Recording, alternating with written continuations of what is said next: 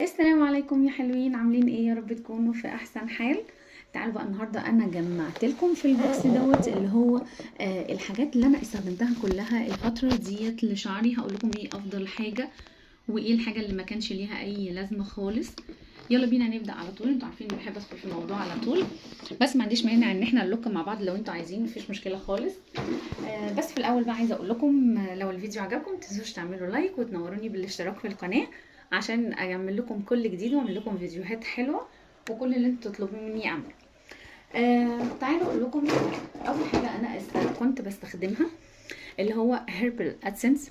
بصراحه من احلى وافضل المنتجات اللي انا استخدمتها للشعر هو هيربل ادسنس، بس للاسف دوت مقاطعه مش معانا فانا مش هستخدمه، بحاول ادور على البديل بتاعه. انا كنت جربت ده اللي هو المستورد حلو جدا وكويس جدا اللي هو بزيت الارجان المغربي، وللاسف انا جايبه 2 تانيين عندي لسه مقفولين لسه ما استخدمتهمش، بس هضطر ان انا استخدمهم وبعد كده خلاص لما يخلصوا مش هجيبهم تاني. زي ما قلت لكم هحاول ادور على البديل. فعلا بينظف الشعر كويس جدا، بيطري الشعر، بيخلي الشعر فعلا ترطيبه حلو قوي، ريحته كويسه. واحلى حاجه كمان ان هو بصوا يعني تحس ان هو شامبو معالج. يعني بجد الشعر لو فيه هيشان، الشعر لو متقصف، الشعر لو ناشف، بجد بيعالج كل الحاجات ديت اللي موجوده في الشعر او المشاكل اللي ممكن تواجه الشعر. تعالوا بقى نشوفوا كان في فتره بقى طلع فيها بقى الفيف اللي هو الشامبو بتاعها والبلسم، فانا جبت كذا نوع منه علشان اجربه، لكن للاسف للاسف للاسف النوع دوت كان سيء للغايه، اللي هو زيت زهور سمينه. يعني عايزه اقول لكم بصوا خلصته سوري الموبايل وقع. خلصته لان للاسف عايزه اقول لكم ريحته وحشه قوي قوي قوي. يعني هو حتى لو هو بيرطب الشعر انا مش عايزاه، يعني حتى لو هو بيعالج الشعر انا مش عايزاه، سواء الشامبو او البلسم بصراحه كانوا سيئين جدا. كنت يعني عارفين اللي هو بحط بغباء، بملى ايدي كده عشان يخلص عشان خلاص مش عايزاه يعني. فطبعا ده مستحيل اكرره حتى لو كان رخيص جدا، حتى لو كان بيعالج، حتى لو كان فيه ايه، كده كده هو مقاطعه وكده كده هو مش حلو اصلا. بس على العكس بقى اللي هو الفيف دوت اللي هو الموف ده اللي هو بحمض الهيرولونيك، ده كان هو والبلسم بتاعه، بس مش عارفه انا البلسم بتاعه في سوري ده البلسم انا مش عارفه الشامبو بتاعه فين. بس دول كانوا حلوين جدا، يعني احلى من اللي هو التاني اللي انا وريته لكم. لا فعلا، والبلسم خطير كمان، يمكن احسن من الشامبو، حلو جدا جدا جدا بصراحه ما اقدرش اقول عليه حاجه. فعلا كان بيرطب الشعر بعمق، ريحته كويسة جدا. بتلاقي الشعر من الشاور للشاور او انتي من الغسلة للغسلة هتلاقي شعرك فعلا فعلا مترطب وشعرك حلو مفيش هيشان، بيعالج التقصف. يعني حلو جدا، كان من الحاجات الكويسة اللي انا استخدمتها، بس كده كده هو مقطع فمش معانا. اللي بعد كده بقى الحاجات الحلويات الجميله ديت اللي هو ايفا. عايزه اقول لكم ايفا بقى دوت اللي هو الشامبو والبلسم ده بالشيا باتر وبذور الكتان. طبعا كلنا عارفين فوائد الشيا باتر والبذور الكتان للشعر، فهم كويسين جدا، كانوا بيرطبوا الشعر كويس جدا. بصوا بس انا عايزاكم انتوا هتقولوا لي دوت كيرلي، لا ده مش مخصص للشعر الكيرلي. هو معنى ان في منتج بيعملوه للشعر الكيرلي يبقى معنى كده ان هم مزودين فيه حاجات ترطبه اكتر، فده بيبقى بالنسبه بقى للناس اللي هي شعرها مش كيرلي فبيبقى حلو اكتر واكتر. عايزه اقول لكم بينظف فروه الراس بشكل كويس جدا، بيخلي الترطيب في الشعر عالي قوي قوي، وبيخليه مرن كده وسهل التصفيف. يعني بصراحه حلو جدا، من الحاجات برضو الكويسه جدا واللي انا انصحكم ان انتوا تجيبوها. سعره كويس جدا جدا جدا. دوت خلاص شفناه. طيب تعالوا بقى نشوفوا اللي هو تري شوب اللي هو بالحبه السوداء دوت. عايزه اقول لكم كويس جدا جدا جدا، يعني مهما اقول عليه بصراحه مش هوفي حقه. حلو قوي قوي، فلوسه كمان يعني قليله.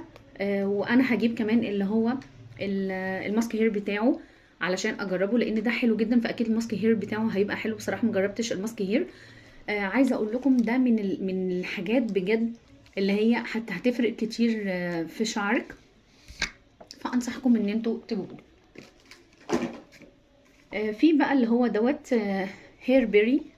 هير بيري دوت انا كنت جايبه كمان فين، كنت جايبه الشاور والماسك. بس بقول لكم الشاور، الشامبو والماسك. الشامبو ما كانش عاجبني زي الماسك بتاعه. الماسك بتاعه كان كويس جدا اهو، يعني بصوا مخلصاه للاخر، يعني فتفوته فيه، مفيهوش اي حاجه خالص. حلو جدا جدا يا بنات. ده كمان كان بالافوكادو، والافوكادو الافوكادو ليه فوائد حلوه جدا للشعر. حسيت ان هو احلى من الشامبو. الشامبو ما كانش احسن حاجه، بس يعني حلو. يعني لو هتقولي اكرره تاني ولا لا، ممكن اكرر الهير ماسك، لكن الشامبو ما اظنش. طيب نشوفوا بقى اللي بعد كده. عايزه اقول لكم بقى على حاجه، الناس اللي هي بتقولك دي حاجات مخصصه للاطفال، ما مش نكررها، لا مش معنى، بالعكس ده يعني انا من الناس اللي انا لما بستخدم حاجه لاولادي انا بستخدمها معاهم. يعني انا بحب جدا جدا حاجات الاطفال، وكان من احلى الحاجات اللي انا استخدمتها بصراحه، وحاسه ان هو يعني مش اخد حقه كتير في ان الناس ما بتتكلمش عنه كتير، اللي هو منتجات كاريزما هير. بصراحه حلو جدا جدا جدا والله، فعلا فعلا من احلى ما استخدمت ليا انا وولادي، اللي هو الهير ماسك، الشامبو والسيرم بتاع كاريزما هير. حلو جدا جدا، وانا هرجع اكرره وهوريكم كمان لما اشتريه تاني ان شاء الله. اول مشتريات ليا انا هجيب تاني المجموعه بتاعت اللي هو الكاريزما هير. على فكره فلوسه كويسه جدا، يعني دوت تقريبا كان ب 165. ده برضو كان في حدود كده 150 100 يعني لحد 170، انا مش فاكره قوي، بس اسعارهم كويسه جدا.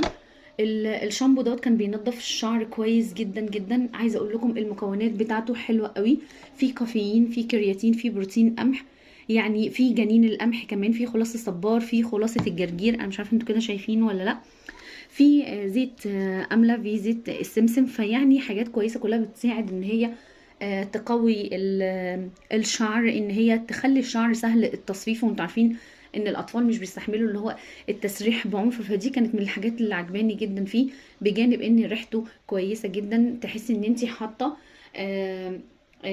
ميست هير على شعرك يعني. طيب ايه كمان من الحاجات اللي بتعجبني، اللي هي منتجات بندولين بتاعه الاطفال، حلوه جدا. وخاصه الكريم دوت، الكريم دوت كان بايه ده، كان لا مش ده اللي انا كنت عايزه اوريه لكم، التاني مش عارفه بقى هيكون لسه موجود عندي ولا لا. ده بزيت اللوز وبالكاكاو بالجوجوبا، زيت الارجان، زيت الزيتون. يعني بصوا هقعد اعد لكم الحاجات، المكونات اللي موجوده فيه كويسه جدا وحلوه قوي بجد، بتخلي الشعر بتاع الولاد مش هايش خالص.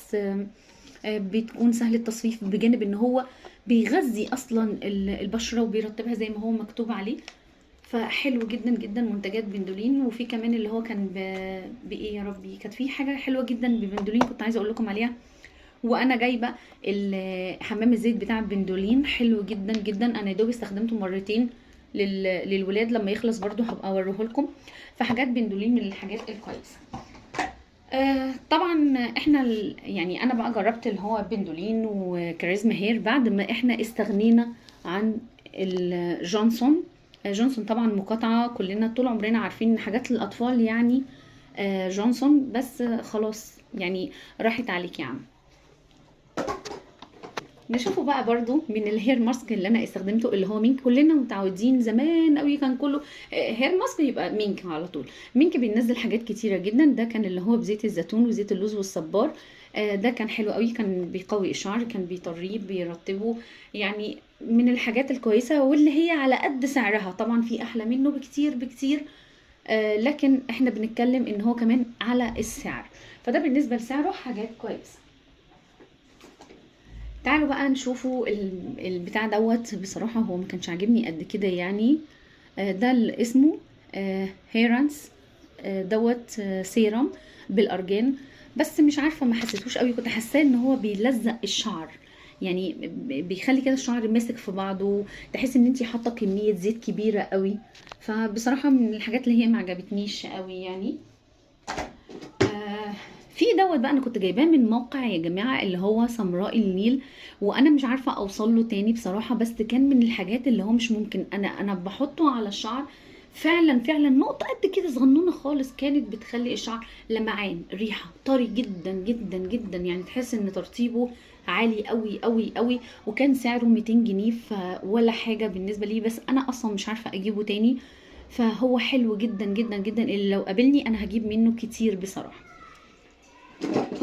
نيجي بقى طبعا من احلى الشامبوهات. انا بصوا اجي في الشتاء على طول معظم شامبوهاتي اللي هي بتبقى ضد القشره. في عندي كيتورال دوت كويس جدا. ال ال يعني بيقضي على القشره بشكل كويس. بس عايزه اقول لكم نصيحه طبعا، احنا ما ينفعش خالص الناس اللي هي عندها قشره، ما ينفعش ان احنا نستخدم منتج واحد للقشره. لازم ننوع في الشامبو اللي احنا بنستخدمه اللي هو بتاع القشره، لان شعرك فروه راسك بتكوني اتعودتي على نوع واحد، هتلاقي اول مره جايب نتيجه حلوه جدا، تاني مره نتيجه بتالت، تالت مره بعد كده الشعر بيتعود عليه مش بيجيب نتيجه. فلازم تبدلي بين نوعين شامبو على الاقل، بجانب نقط ممكن تستخدميها لفروه راسك عشان تمنع القشره تماما. انا كنت عامله فيديو ازاي نتخلص انا عماله انهج مش عارفه ليه، ازاي نتخلص من القشره بتاعت شعرنا، كان فيديو كويس جدا، روحوا شوفوه. المهم نيجي بقى اللي بعد كده، استخدمت كمان سيرم بلوب. يعني هو يعني اديله 80%، ما كانش احلى حاجه بس هو كان كويس. لو في حد عايز يستخدمه هو كويس. في ايه تاني؟ في بقى اللي هو فيولا، ده انا جبتها، دي سعوديه. انا كنت جبت بتنزل زيوت كويسه جدا، ده اللي هو باكليل الجبل ده، عشان كنت بعمل بيه زي مساج للشعر. ده ما كانش حاجه اساسيه بنعتمد عليه، بس في عيب واحد ان هو تقيل قوي، تحسي ان هو عامل زيت خروع. انتوا عارفين زيت خروع الملمس بتاعه. فزي ما بقول لكم هو كويس لكن بيلزق جدا جدا. فهتقولي لي ارجع اكرره ولا لا؟ لا، من الحاجات اللي انا ما حبيتهاش ان هي بتلزق الشعر خالص. ولازم تغسلي شعرك بعدين. في كمان بقى اللي هو الهير ماسك اللي هو بتاع باي بوينت، ده كان من الحاجات برضو الكويسة اللي احنا اللي انا استخدمتها.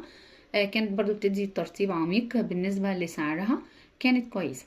وبكده بقى يكون الفيديو بتاعنا انتهى. اتمنى ان الفيديو يكون عجبكم، متنسوش تعملوا لايك وتشتركوا في القناة، وانتظروني في فيديو جديد.